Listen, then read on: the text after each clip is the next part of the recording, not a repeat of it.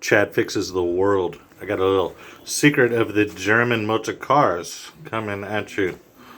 You can raise the hood a lot more on these than you would think. And what you do is go to the driver's side. There's got this little pull latch over here. I'm trying to do this by myself, so I'm using my head as a support.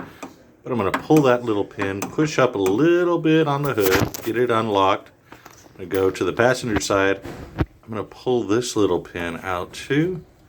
And Chad says, let there be light and let there be room to work on the vehicle. Quite impressive. Thank you, Mercedes, for doing one thing nice for the mechanics working on the cars. Now, to close it, and this is on most Mercedes, some have a little different ways of doing it. You're just going to pull the driver's side pin back out, and then we can lower the hood back to its resting place.